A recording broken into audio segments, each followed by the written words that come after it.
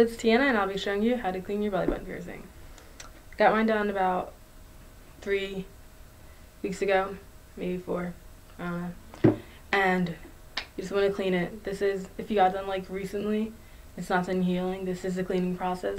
When it's done healing, it's a little different because you don't have to be as strict with it. But what you're going to do, you're going to do this 2-3 times a day. 3 sounds good, yeah. You want to get antibacterial soap, and the brand I have is Equate. And just Google which brands you're allowed to use, or whichever you have in your house. Just like look to see if that's okay. Equate's good. The only brand I heard like is not acceptable, I don't know why, is Dial soap. So don't use Dial soap. And you just want to open it up and go like that. Put a few on your hand. Make sure your hands are clean for the whole process. Like doing anything, make sure your hands clean. And you just want to lather it like on your belly button like this.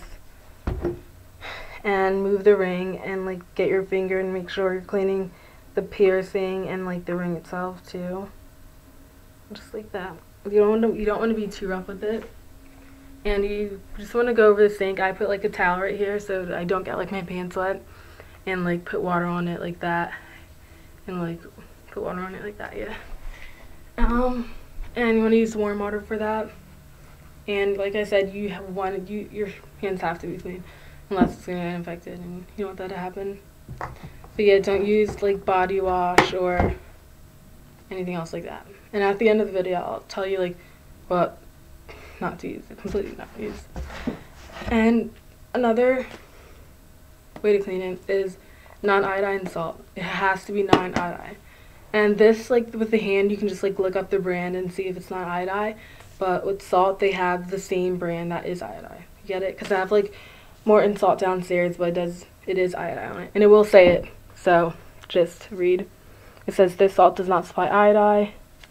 So yeah, just read whatever you have and make sure it's not iodine. And you can find this anywhere, same place you find regular salt, so it's not like hard to get or anything. And you know where to find hand soap, right? And this is the shot glass cleaning. No one calls it that. No, just shot glass cleaning. And you just want to take like 1/4 of a teaspoon. It's not that much. See that? And put it in the shot glass. And use a little more. Too much. And you might want to make a travel bag for it. I'm just going to put it in there because I had too much. There you go. Stuff it all over. But yeah, travel bag, because anywhere you want to go, you want to clean your belly button. And this also 2 to 3 times a day. And I go like this, like shake it to dissolve the salt and like mix it up, because my shot glass is really long. But most people could just like stick their finger in and stir it around. And also you can use like a little cup or something like that, but the best idea is shot glass, because I also heard like a plastic cup, but that's the idea, because this actually goes completely around it. It's not like getting all the water anywhere else. But here's a trick. You might think like, how can you put that there? You don't use a Q-tip or nothing like that. You just put it on the bottom of your belly ring, bend over like this, like bend down, and turn it on top of it like that. So if you can see that, I'll show you again. Just turn it on top. It's really easy. It's like that. And you want to hold this for the least of 5 minutes, but that's the least. If you're in a rush or something, 5 minutes. And you just want to hold that there. You can stand up, you can do anything, lay down, and if you lay down, it will like suction to your belly button ring, so to your stomach. You won't have to like hold it there, just chilling. Yeah, just spilled. So that's that. And anytime like wiping or putting anything around it, make sure it's clean. And you don't want to play with it. You just got it done at all. Like you might like find yourself doing it, but don't like freak out. It's not the end of the world, but you don't want to play with it.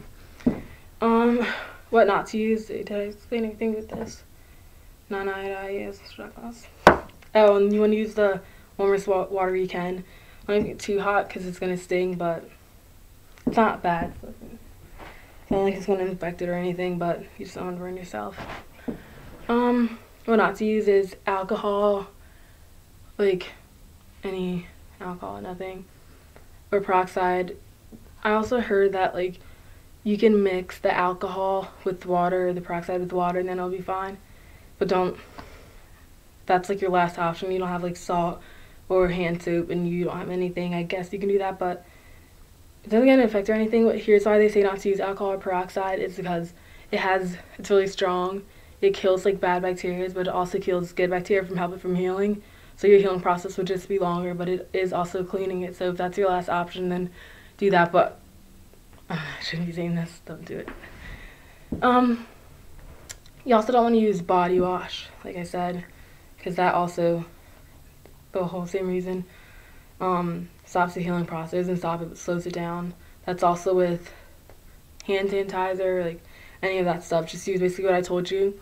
And what else you can use is there's an H2O like body spray thing, and you just like spray it on your belly button and just you wipe it and you just let it sit there or whatever. Oh yeah, that you can just like sit there, but with the shot glass and the salt thing, as soon as you do that, I'm gonna like run and wash it. You don't want the salt to stay there and just like sit on your belly button or when you're piercing. So after you do the shot glass trick, you wanna get water and just like rinse it off, just like how I showed you with the soap. You just wanna rinse it off and get the salt like off of it. And anything else? Let's see. There's also legit like your piercer might have it, like belly button cleaning, but those are really legit too. Like those are also really good ways to clean it without like spending money. Yeah. If it ever gets infected or anything like that, you just want to go back to your piercer or your doctor. Don't like take it out and like wash it or anything. And to know it's infected, it's supposed to pus like whitish, clearish, tiny bit of yellow pus. But if it pusses green or yellow, like straight yellow, then you know it's infected and you want to check that out. It's also supposed to hurt a little, itch, and scab will grow around it, which actually helps the healing process. That's what I heard. So if you ever see a scab, don't peel it off. Just leave it there because it's helping. Let's see if you see any scab on mine. Like you kind of see that. It helps the healing process, so that's good. What else does happen? If it's tilted, and don't like keep playing with it and trying to make it straight, just wait for the healing, then you can fix it a little, whatever. And when you just get it done, you also don't want to go in a pool, so that's why like the smartest idea is to get it done during the winter, in like October, November, December, and January is like kind of pushing it, because the healing process is like 4 to 6 months. It just depends. The longest is 6 months, because like just keeping it safe. But if it's like 5 months, that's fine. 4 months is kind of pushing it. But I got mine done in January, so February, March, April, May, June. In summer, I should be completely fine. Yeah. So yeah, that's what I'm supposed to do. Anything else?